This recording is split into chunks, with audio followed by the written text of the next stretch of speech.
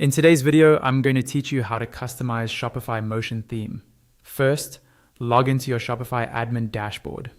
On the left-hand side, find the option called Online Store and click it. At the top of this page, you'll see your current live theme. If you scroll down a little, you'll see the theme library. Look for the Motion theme, either as your current theme or in the library. Once you've found it, go to the right side of that theme and click Edit Theme to open the theme editor. Inside the theme editor, you'll see a live preview of your store on the right, and on the left, a list of sections and blocks that make up the page. To rearrange any section or block, hover over it, then click and drag it up or down to the new position.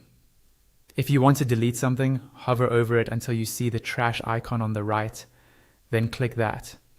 To temporarily hide a section or block without deleting it, hover until you see the eye icon, click it to hide, and click it again to unhide.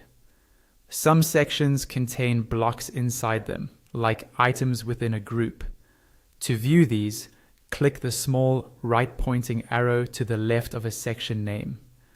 This will expand the section and show the blocks underneath, along with an Add Block button. Click Add Block to choose from the available block types for that specific section. You can also add entirely new sections to your page. Click Add Section and choose from the list of available sections. Keep in mind that the sections you can add in areas like the header, the main template, and the footer may differ based on what Shopify allows in each area. To edit the content or styling of any section or block, simply click on it. For example, if you select an email sign-up section, you'll see options to adjust things like text alignment, images, image size and shape, position, background, and text styles. You can toggle padding at the top and bottom, and you may also see a custom CSS option, which reveals a text field where you can add your own code.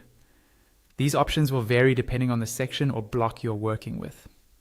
If you want to change settings that affect your entire theme, look at the far left sidebar and find the gear icon for Theme Settings.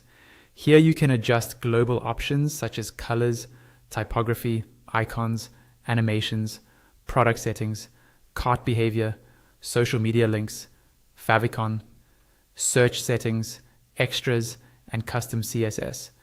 To edit a different page, go to the top of the editor and find the page selector, which is usually set to home page by default.